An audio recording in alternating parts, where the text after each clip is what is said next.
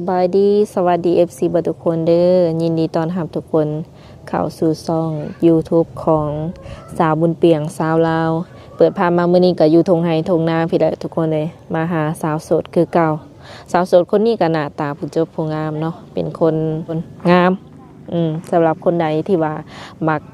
ผู้หญิงประมาณนี้เนาะก็สามารถทักแชทเข้ามาโอมาลมได้เนาะช่องทางติดต่อแม่สาวบุญเปียงจะปาไว้ให้อยู่ต้นคลิปเลยเนาะเป็น LINE หรือว่า Facebook เด้อทุกคนเด้ออันนี้ก็สิฟ้าวถ่ายแล้วก็ฟ้าวเมื่อเนาะเพราะว่าฝนกำลังมาทุกคนเลยกำลังครึ้มฟ้าครึ้มฝนมาเอาในใดก็ฝาก FC เป็นกำลังแห่งใจให้ในเด้อฝากกดไลค์กดแชร์กดติดตามให้แน่เนาะเพื่อเป็นกำลังแห่งใจในการถ่ายทำคลิปต่อๆไปหั่นแหละถ้าหากว่าคำเว้าคำจาหรือว่าพฤติกรรมใดบ่เหมาะสมทางสาวบุญเปียงเองก็ต้องกราบขอโทษขออภัยไว้บ่นี้เนาะทุกคนอุ้ยไปเข้าไปโอบไปร่วมกับสาวโสดก่อนบัดนี้โดยสบายดี สบายดี สบายดีสาวโสดเนาะทุกคน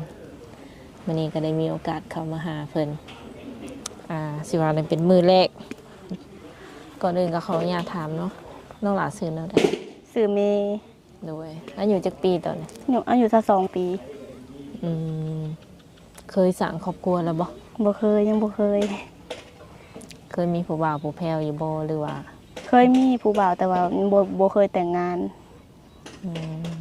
เคยมีแบบว่าคบกันเป็นแบบแฟนเป็นแฟนกันซื่อ อืมแต่ละคนนี่ก็คบกันแบบได้โดนอยู่บ่แบบคบหาดูใจกัน ๆคนแรกประมาณ4 ถึง 5 ปีแล้วก็เลิก โอ้มันก็ แล้วก็ โดนเลย ตอนนั้นน่ะเลิกย้อนเขาไปไทยไปแล้วก็ อืม บ่ได้เข้าใจกันแล้วก็เลิก อืม แล้วก็อันคนที่ผ่านมาอีก 2-3 คนนะคบประมาณ 2-3 เดือนแล้วก็เศร้าลมกัน บัดผู้ต้นทำอิฐหาคือว่าโดนสุดเนาะ แม่นคบกันแต่ตอนเฮียนผู้ ฝุ่นน่ะ คิดว่าสิได้กันเนาะแบบมันกระส่งสิได้กันอยู่บ่ตอนนั้น ก็จะคิดว่าสิเอากันหาได้บ่แล้วค่ะว่าต่างคนต่างบ่เข้าใจกันแล้วก็เลิก อืมตอนนี้นี่ถือว่าโสดสนิทเลยบ่ แม่นโสดสนิทเลยบ่มีไผ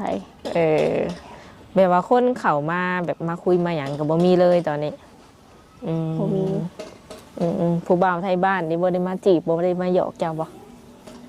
มีแต่ว่าเฮาบ่ค่อยมักปานใดแบบบ่มีแต่แบบซุ่มแบบเด็กน้อย แบบอายุน้อยกว่าหรือว่าแบบซ้ำกันเฮาพัดมักแบบรุ่นอ้าย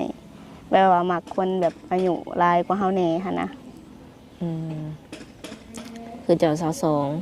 แม่น อยากลมประมาณจักปีขึ้นไป ประมาณหลายกว่าเฮาขึ้นไป เอา รุ่นอ้ายหรือว่าแบบรุ่นแบบกลางๆคนก็ได้วัยกลางๆคน 30-40 แม่น ฮอดจักปีคิดว่า ประมาณ สูงสุดรับได้จะ ฮอด50กว่าๆก็ได้50กว่าๆ60อืมหนุ่มอายุประมาณ60ก็ยังได้อยู่ หรือว่า65 66ได้บ่ ได้น่าจะได้อยู่ โดยกะว่าเพื่อคนที่ว่าเพิ่นอายุหลาย แต่ว่าเพิ่นยังแข็งแรงได้เพิ่นส่วนหลายเพิ่นก็สิอยู่แบบว่าแถวต่างประเทศเนาะอายุหลายแต่ว่าเพิ่นก็ยังผู้จบผู้งามยังเล่าว่าซั่น ลายแต่อายุซื่อ แม่นได้เนาะประมาณนั้นเนาะ ๆคนอยู่ต่างประเทศแฮงคือคนบ่ได้มีอายุนี่เนาะแบบ แม่น อายุ50ก็คือวัยรุ่นนี่ แสดงว่าเคยเห็นแล้ว เคยเห็นแต่ในโทรศัพท์ เนาะแบบว่าบรรยากาศบ้านเมืองเพิ่น แม่น อาจจะต่างกันเนาะกับเฮา แม่นบ่มีธงไหธงห้ามธงนาวเลย โดยปัจจุบันนี่น้องหลาเฮ็ดเวียกเฮ็ดงานหยัง เฮ็ดเวียกซอยนาสาวร้านเสริมสวย เป็นแม่ค้าเสริมสวย แม่น โดยไปแบบว่าไปรับจ้างนี่บ่ไปเป็น แม่น ผู้ช่วยเพิ่น ผู้ซอยเพิ่นแบบว่าแบบบ่แม่นห้านเฮาเองอะนะแบบไปเฮ็ดแบบไปเฮ็ดซอยว่าสิซะแบบได้มือละแสน อืม เราให้เป็นมือ คันสมมุติว่ามื้อใดเจ้าบ่ได้ไปเพิ่นก็บ่ให้เนาะอัน บ่ นี้ ให้บ่ได้เป็นเดือนได้เป็นมือ มื้อใดเจ้าดุเนาะจะมาซอยก็ถือว่าได้ ได้มื้อใดบ่ไปก็บ่ได้ เออเฮ็ดอาชีพเดียวนี่เลยบ่ แม่น 100,000ก็สิประมาณ100กว่าบาทเนาะมื้อหนึงเจ้าได้อืมอยู่เฮือนอยู่ซ่านเจ้าเฮ็ดธุรกิจหยังซะเป็นหลัก อยู่เฮือนเฮาหาอยู่กับพ่อ2 คน อืม และแม่หาแยกทางกันแล้ว อืม แม่ก็อยู่เวียงพู้ คือต่างคนต่างสร้างครอบครัวใหม่บ่หรือว่า แม่นสร้างแล้ว อืม แล้วเฮาก็อยู่แต่กับพ่อเฮาแม่เฮาก็ไปสร้างครอบครัวใหม่แล้ว 2คนนี้ หรือว่าอ้ายน้องในสับไปใส่เบิด เอื้อยมีเอื้อย2 คน เอื้อยคนหนึ่งไปอยู่น้ำผัวอยู่เวียง เอื้อยคนหนึ่งก็อยู่เซโนนี่ไปอยู่น้ำผัวคือกัน แล้วก็อ้ายคนหนึ่งอยู่ท่าแขกเฮ็ดเวียกอยู่ท่าแขก อืม ครอบครัวมี4 คน จะเป็นลูกสาวหลา แม่น แล้วก็ได้อยู่น้ำพออีกแปลว่าแม่เพิ่นก็ติดต่อมาอยู่บ่แล ก็โทรหลินโทรหยังนำกันอยู่แต่ว่าบ่ได้ค่อยโทรคู่มือประมาณเดือนหนึ่งประมาณมีว่าเป็นทิศซะทิศหนึ่งมีอยู่เทื่อหนึ่ง อืมหากเรื่องการแบบว่าเงินค้ำหยังจังซี่เจ้ากลุ่มตัวเองบ่หรือว่ายังต้องได้แบบขอน้ำพอน้ำ ก็กุ้มตัวเอง อืม เฮ็ดเวียกมือละแสนก็พอได้อยู่ได้กินพอได้ซื้อกุ้มปากกุ้มท้องไปมือ อืม ใครอยากเฮ็ดคันอยากได้หยังก็ต้องแบบว่าค่อยๆเก็บทีละหน่อยแบบทีละหน่อยแล้วก็ค่อยซื้อเอา อืมก็ถือว่ามื้อนี้นี่ออกมาเปิดใจเนาะคือการเปิดใจของน้องหลานนี่เปิดใจแบบใดอยากได้คนคุยซื่อๆบ่หรือว่า ตอนนี้อยากสร้างครอบครัวแล้ว เว้าเรื่องสร้างครอบครัวก็ยังบ่ทันบ่ปานใดหาแบบอยากแบบลองคุยๆเบิ่งก่อนเพราะว่าเฮาก็หาก็เปิดใจ โด อยาก ย ลมกันก่อน อยากแบบอยากฮู้แบบกันก่อนหั่นนะ อืมหมายถึงอยากทำความรู้จัก แม่นๆ หรือว่าศึกษานิสัยใจเข้ากันก่อน ประมาณจักเดือนคิดว่า ประมาณ2-3 เดือนนี่ก็ได้ อืมสมมุติว่าเขาคุยกันแล้วมันโอเคเนาะแบบต่างคนต่างมักกันนะคือพร้อมแบบสละโสดหรือว่าพร้อมสร้างครอบครัวเลยบ่ เข้าใจกัน คันว่าเข้าใจกันแล้วก็พร้อมต่างคนต่างบ่ได้มีอิหยัง อืม บ่ได้มีปัญหาหยัง จะบ่ได้เรียนหรอวะ เฮาเรียนจบแล้ว เอออืมจบม .7 บ่ แม่นจบม .7 บ่ได้ไปเรียนต่อ อืมนาน ก็ถามเพื่อไว้เนาะหากบ่แล้วก็สุดแล้วแต่สุดเจ้าคุยกันดอกเนาะว่าสิเป็นไปในทางทิศแบบใดเป็นแฟนบ่หรือจังใดก็ลองคุยกันเองเนาะอืมคิดว่าอยากได้ผู้บ่าวแบบทางใดเป็นพิเศษบ่ในการเปิดใจนี่ ทางใดก็ได้ลาวก็ได้ไทยก็ได้อยู่ต่างประเทศก็ได้ มีสิทธิ์เท่าเทียมกัน แม่น อืม บ่ได้ว่าอยากได้ไทยหลายกว่าบ่ได้ว่าอยากได้ต่างประเทศหลายกว่าอยู่ผู้บ่าวอยู่ลาวก็ได้อยู่ไสก็ได้ขอแค่แบบลมแล้วแบบรู้สึกสบายใจจริงใจ อืมหลักๆนี่อยากให้เพิ่นแบบนี้ใส่ใจคอเป็นประมาณใดจ้ะ ก็ ลองว่ามึงดู นิสัยใจคอบอก อืม ก็อยากให้ใจดีนำ ใจดีน้ำเจ้า แม่น บ่เท่านี้บ่แบบเฮาอยากให้ผู้ชายคนหนึ่งอะนะเฮ็ดให้เฮาประมาณใดแบบเฮาจังสิถูกอกถูกใจจังซี่ แต่ก็ยังบ่ฮู้เนาะ เออแบบบ่มีเนาะคิดไว้ในใจเนาะมีแต่ว่ามาแบบมีแต่ว่าให้เพิ่นเข้ามาลองคุยเบิ่งประมาณนี้บ่เนี่ย แม่น อะไร อยากลองลมๆเบิ่ง อืม คันว่าเข้าใจกันแล้วก็แบบ อืม คันแบบเข้าใจกันแล้วก็ว่าแบบอยากมาขอมาหยังก็ได้ อืมคือการเปิดใจครั้งนี้นี่แบบหรือว่ามื้อนี้นี่เนาะพ่อแม่เพิ่นก็แบบโอเคอยู่บ่ถ้าว่าเฮาจะออกมาเปิดใจหรือว่าสิหาแฟนจังซี่นะ พ่อแม่เฮาบ่ให้ อืม เขาก็แล้วแต่ลูกเลย อืม เฮาก็อายุก็22ปีแล้วบ่แม่นเด็กน้อยแล้วเราบ่ให้ อืม ก็อาจจะบ่ได้ห่วงปานใดแม่นบ่ แม่บ่ได้ห่วง เออคิดว่าตัวเองเป็นคนนิสัยใจคอแบบใด เป็นคน ตัวเองเฮานี่บ่ตัวเฮาเอง แม่นตัวเจ้าเอง เป็นคนใจร้อน อ่า ใจฮ้อน แล้วก็แบบเครียดไวเครียดง่าย หายไว อืม ก็อยากเอาใจตัวเองหน่อยๆหนึ่ง นี่เว้าจริง โอ้ คือแบบว่าอะไรเครียดง่ายหายไว อืมเขียนไว้กับซะไว้อีกประมาณนี้ แม่น อืมคันสมมุติว่าเครียดนี่นะแบบต้องให้กับเจ้างอบ่หรือว่าแบบการเครียดของเจ้าแสดงออกแบบใด มันก็แล้วแต่เรื่อง อืม คันว่าเฮาผิดเฮาก็ง้อ อืม เฮาบ่ผิดเขาก็ง้อ สมมุติเครียดนี่แสดงออกแบบใดเว้าออกไปแบบเบิดเลยบ่ เงียบ อ๋อ เรื่องเงียบ เออแสดงว่าเวลาน้องเพิ่นเงียบนี่แม่นเพิ่นเครียด แม่น เออทุกมื้อนี้ก็ยังไปเฮ็ดงานอยู่วังหันบ่ แม่น จะบ่ได้พักจังมื้อเลยบ่นี่ ก็แล้วแต่เฮาอยากพักมื้อใดเฮาก็พักได้ อืม เพราะว่ามันบ่ได้เฮ็ดเวียกตามแบบห้านแบบอิหยังหั่นน่ะแบบเฮาเฮ็ดกับน้าสาวเฮาเอง แบบสมมุติมื้อนี้บ่อยากไปก็มีแต่บอกเรามื้อนี้เฮาบ่ได้ไปเด้อ อืมคือ แต่ เจะ ก็บ่ได้เงิน อ๋อโทษแต่ว่าบ่ได้เงินนั่นแหละเนาะ แม่น คือจะไปเสริมสวยนี่เฮ็ดเกี่ยวกับพวกใดแน่ พวกสระผมรีดผม อ๋อแบบว่าเป็นเล็บเป็นหยังบ่ได้เฮ็ดบ่ บ่ได้เฮ็ดแล้ว แต่ก็เอาเฮ็ด มีแต่ล่างหัวเนาะเกี่ยวกับผมประมาณนี้ ซอยน้าสาว ยิงทรายบ่ มีแต่ผู้หญิง เป็นลูกค้า ผู้ชายบ่ ผู้ชายบ่ได้รับ อือ อืมโดยที่นี่คันว่า FC เพิ่นแบบอยากทำความรู้จักกับน้องเนาะอยากคุยน้ำประมาณนี้นะมีสองทางติดต่อได้แน่ให้เพิ่น ทาง LINE กับทางแอป สองอย่างคำเพิ่นถามหาเฟซนี่ว่าจังได ให้ เฟซก็ได้ โอเค สามารถทักหาได้แบบช่วงใดแน่ที่ว่าเจ้าสะดวกสุดๆอ่ะ ช่วงเฮากำลังสิไปเฮ็ดเวียก แล้วก็เลิกเวียก เขาเวียก ก่อน จัก นอน โมง เข้าเวียกไปหา9โมงแล้วเปิดห้าน10โมงเลิกหา6โมงแรงปิดห้าน อืมแสดงว่าช่วงแรงๆพุ่นบ่จัง แม่นๆ สามารถเซตหรือว่าโทรหาเจ้าได้ แม่น โอ้ฮอดประมาณจักโมงแบบสูงสุดเฮานอนจังซี่นะ นอนสูงสุดก็ประมาณเที่ยงคืน ก็เซตได้ฮอดแบบเที่ยงคืนพุ่น แม่น อืม เพราะว่าเป็นคนนอนดึกอยู่แล้ว เออเป็นอะไรความรู้สึก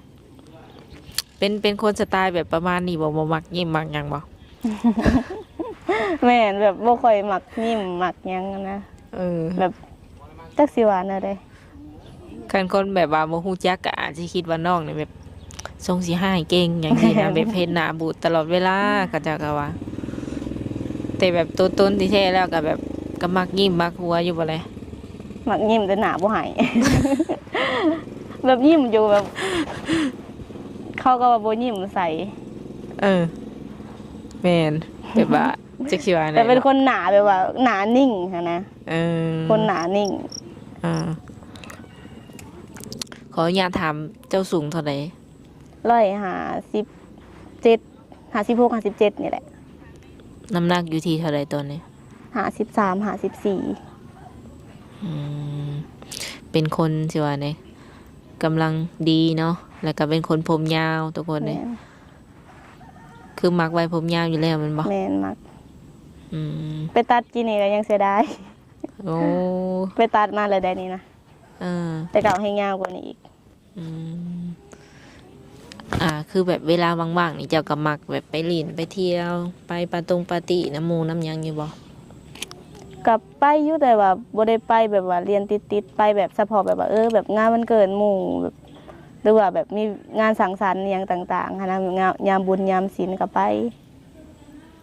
อืม แต่ว่าให้ไปแบบว่าหานเหล้าหานเบียร์นี่บ่ได้สู่ไป อืมกับปาปาร์ตี้นี่ก็ไปอยู่เป็นบางครั้งสิ แม่ บ่ นบางครั้ง เพราะฝนตกเลยเฮ็ดจังได ฝนตก มากับความสุ่มเย็นเนาะทุกคนเลยตัวคือเปิดใจนี่แบบว่าก็คิดโดนอยู่บ่คือเฮาแบบว่าติดตามมานำแบบส่ง YouTube หรือว่าหมงครูบอกให้มาเปิดอันนี้ เบิ่งใน YouTube เห็นช่องเจ้าแล้วก็แบบคิดว่าอยากลองเปิดใจเบิ่ง อืม บางเถื่อใดคนลมน้ำเขาอะนะพอบ่เหงา โดย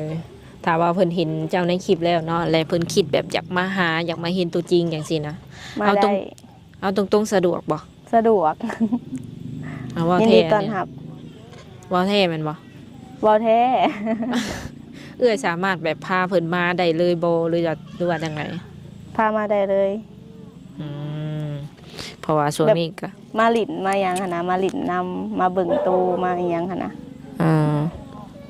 แบบอยู่เฮือนอยู่ซ่านน้องก็เฮ็ดไร่เฮ็ดนาอยู่บ่ บ่ได้เฮ็ดมีแต่ซื้อเขาวกิน ไร่นาตะกร้ามีบ่ มี อืม มีแต่ว่าให้เขาเฮ็ด โด แต่ ย เขาเฮ็ดแล้วเขาเอาเขาให้หั่นนะ ปีหนึ่งได้จะกระสอบก็จะให้ เฮาบ่ได้ถามฮู้แต่ว่าอันให้เขาเฮ็ดแล้วเขาเอาเขาให้ อืมก็คือบ่ได้อัน บ่ได้ฮู้เลยต้องมันถามนำพ่อเฒ่าพุ่น อืมอืมแล้วแต่เพิ่นสิให้นะ แล้วแต่ เนาะ ปีแม่น เออ โดยคันว่าเฮาเฮ็ดเองจังซี่นะแบบมีคนพาเฮ็ดพาหยังอะไรแบบ ได้หลายอยู่บ่แต่ละปีฮู้อยู่บ่ บ่ฮู้เลย ทางเจ้าเคยเฮ็ดอยู่บ่เลยนะ บ่เคย เออ มีนะแต่บ่ได้เคยเฮ็ดบ่ได้เฮ็ดหลายปีแล้ว ถึงพอ แต่เฮายังน้อยๆแต่เฮาอายุ14 15ผู้เราบ่ได้เฮ็ดนาพ่อเฒ่า ออ แต่ให้เขาเฮ็ด ให้หน้าตะกร้านี่ถือว่าตัดไปเลยเจ้าเฮ็ดบ่เป็น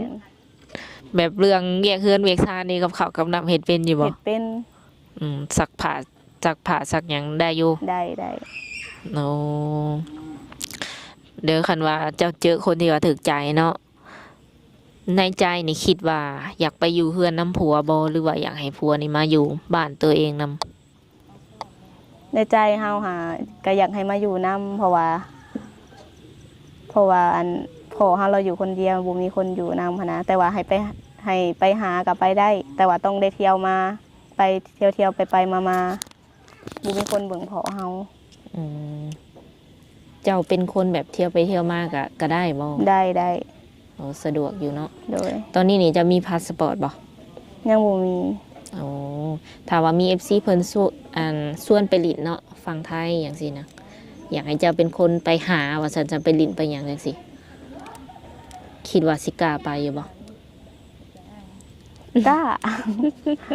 เขาว่าเฮาก็สู้ได้ไปอยู่เฮ็ดแต่ว่าเฮ็ดบัตรขาวไป ไปดูอยู่ ไปแต่ว่าบ่ได้ไปแบบอันอะไรไปแต่หมุกนี่เคยไปแต่หมุก คันว่าเพิ่นนัดให้ไปพ่อไปหยังกับไปได้แต่วังมุกดาหารนี่บ่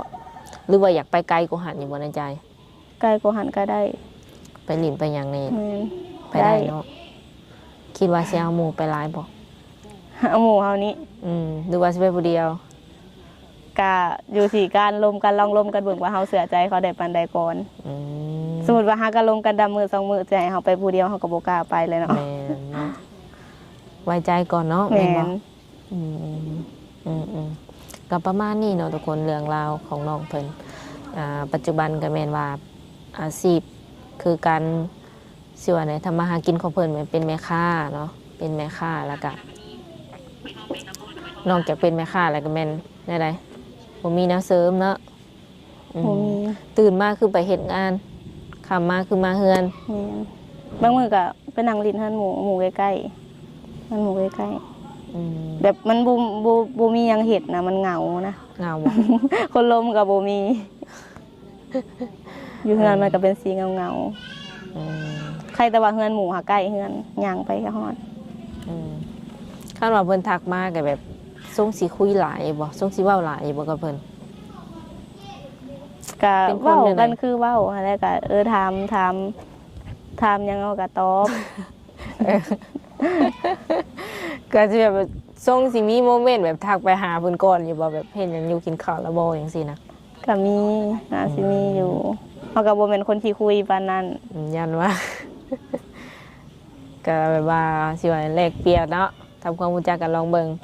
สุดท้ายนี้มีหยังแบบอยากฝากถึงหนุ่มๆหรือว่าผู้ชายเนาะที่ว่าสิเข้ามาคุยนํเจ้าอยู่บ่นับตั้งแต่มื้อนี้เป็นต้นไป อยากให้มาด้วยความจริงใจ อืม แบบบ่ตัวบ่ต้มอีหยังอะนะ อืม ก็อยากให้หักให้แพงเฮา ประมาณนี้เนาะ โดย อืมอืมอืมเรื่องช่วงเวลาแม่นตอนแรงๆคือเก่า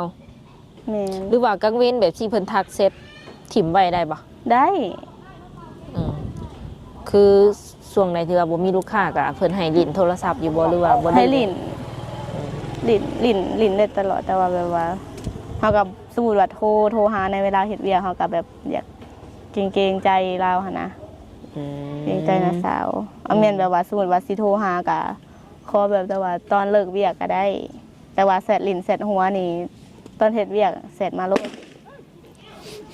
ตกใจนี่โอ้โดย อ้าวมันบ่เป็นหยังบ่เนี่ย บ่เป็นหยังหมายถึงว่าส่วนกลางเวียนกลางเว้นเนาะ FC สามารถแบบทักแชทหาน้องเพิ่นได้ทุกคนแต่ว่าเรื่องการโทรวิดีโอคอลบ่อีหยังนี่แม่นให้เป็นช่วงแรงๆเนาะช่วงแรงขึ้นไปอืมโอเคเนาะได้ก็ฝาก FC เอ้ยในเด้อเนาะคันว่าเพิ่นทักมาก็ตอบเพิ่นแน่ ตอบ คันว่าบ่มักก็บอกเพิ่นไปตรงๆก็ได้เนาะเพิ่นบ่ให้บ่เครียดเพราะว่าเพิ่นก็เปิดใจคือกันโอเคสำหรับคลิปนี้สาวบุญเปียงและก็น้องเพิ่นเนาะสิได้ขอตัวจบไว้ก่อนมื้อหน้ามื้อในคันว่า FC ให้มาหากะสิได้ขออนุญาตมาใหม่ มา โอเค โดยสบายดี สบายดี